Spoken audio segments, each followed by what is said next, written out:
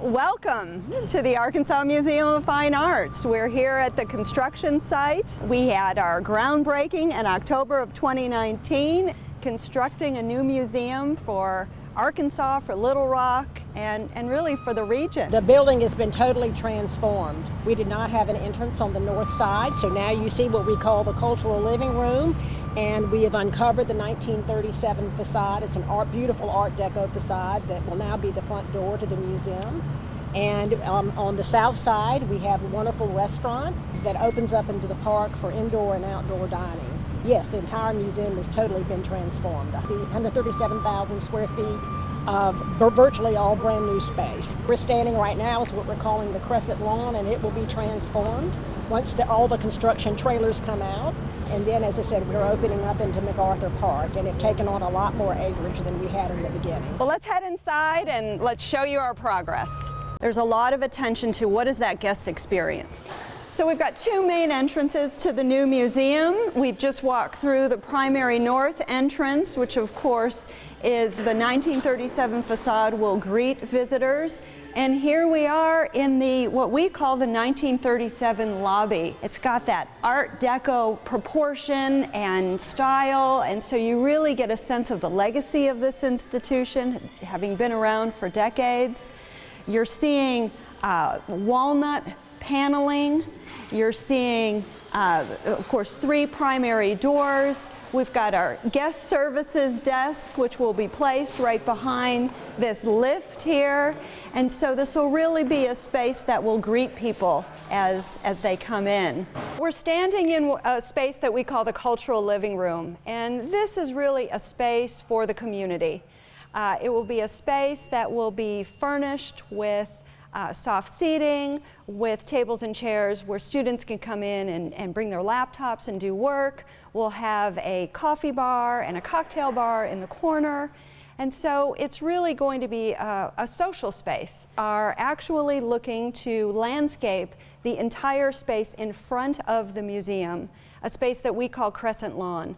It opens the museum back to the city that hasn't been opened in a long time. We really envision this space to be one for not only internal events, but we want to open it up to the community for private events as well. If you know a lot about art, you can appreciate the way we've presented the collection, and if you don't, you can appreciate what we have in our collection and enjoy it. When you have 14,000 works of art and you've got to choose the very best that you want on view when we open to the public, right, it's a task. We have about 15% more gallery space than in the previous building. Not uncommon that our pieces get requested from museums around the country and indeed around the world. That's a very good point. Last year we had one of our Degas drawings went to Paris. It was in Washington, D.C. at the National Gallery, and it really gives you all a sense of the quality of the work that we have. It's sought after. It's such a great thing to have a museum in such a diverse neighborhood and in a downtown environment. I think that's very important to all of us, that we're very mindful of the community and mindful of everyone. And there's this, museums are no longer an elitist group. It's for everybody. And this one, I think, will be more open to everybody than any museum anywhere. They said we've got it wired where you could put sculpture in the middle of the room with lights on it. You could do video in all the galleries and any type of art. And art's changing so much. Right. Video art, film, it's changing so much that we want to be able to accommodate what happens in the next 15, 20, 25 years with this building. We are working with museums and organizations across the country to put together an exhibition schedule that really brings shows in from all over the country, showcases art from all over the world. We call these just these bump outs, but to us we see more wall space. Because you really can walk through this main atrium and access everything.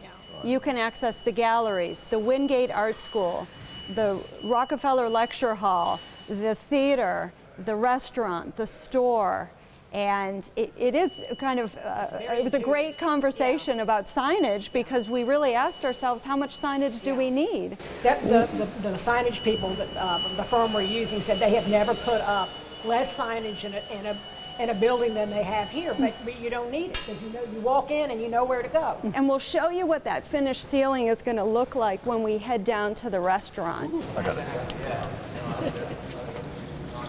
So as we head into the Wingate Art School, you're really walking into a gallery. And there will be art on these walls. There'll be art that serves as inspiration for the students who are taking classes. And we will continue to have classes for youth and for adults. This is for a ceramics class. You're seeing all the custom millwork where we're able to store materials and supplies. These cubbies are where students can store their art while they're here taking a class throughout the quarter. And then we're really excited about this art lawn too. It is an outdoor space that connects all the studio classrooms. It gives us a chance to offer classes outside. And it's just a great gathering space for students and instructors. The place where people who've always wanted to make art can experiment, can hone their skills, or can try new things. We are currently offering a demo class online where you really you can meet the instructors and you can get an idea of what each class is all about. And then you'll have situations where you'll have maybe a grandmother or grandfather in ceramics class doing pottery and their grandchild's on the other side of the building in the theater or in another part of the art school. So it really takes the whole family and generations at the same time. And I think that's really a great feature. And the Wingate Foundation was so generous to donate the money for the art school, which is really near and dear to their hearts and really a major part of our museum. One of the benefits of having a gallery right outside the studio classrooms, and then as we all aspire to get our work in the galleries on the second floor. And we open, and for years to come, we've got a lot of flexible space that we can grow into and we can program either private events, facility rentals, or internal programming. And so we're going to head back to one of those. We're standing right now in the Governor Winthrop Rockefeller Lecture Hall, and this will really be a space where we'll be able to feature our educational programming, both for youth and adults. We'll have artist talks, we'll have scholarly lectures, we could have small intimate concerts in here. It seats about 150, and it'll be a space where people can come and learn more about art. We're standing in the Performing Arts Theater, and we'll certainly continue to have children's theater programming in here as we've had for decades, but this will also be a space where people can come in and hear a lecture, hear an artist talk, watch a film. We demolished about 70% of the building, but we did keep intact the theater. To be working with community partners to bring in different types of programming, both in this theater space and in the Rockefeller Lecture Hall. So it will really be a museum for the future in terms of programming. We talk so much about enhancing that guest experience. We want the very best guest experience, and so by bringing in top-of-the-line audio-visual equipment, by making sure the acoustics are pleasant when you're sitting in the space and you're hearing a concert or you're watching a film. We've upgraded, we've actually reupholstered and are upgrading the seats. We're taking the original seats that we had because they were actually in terrific condition, but upgrading them, upgrading the seating. And so it'll really be a comfortable space for people to come in. And by working with partners, we're able to offer more than we've ever offered before. This museum has what all the other museums wish for, in that we have an art school, and we have a performing arts theater, and we have galleries. So there's all kinds of reasons to come here. Previously, it was used as a rehearsal space. It was used as a black box. And we've decided to open it up to the park. We've added these almost 18-foot high expanses of window on these walls, and that is creating what we're calling a glass box. The initial objectives of the campaign are, was to open up the museum to both the south and the north and to all the parks. So, I mean, that construction fence will come down and you'll see the full expanse of MacArthur Park. It's just going to be beautiful. We were very conscious of having really wonderful rental spaces, and this is one of them.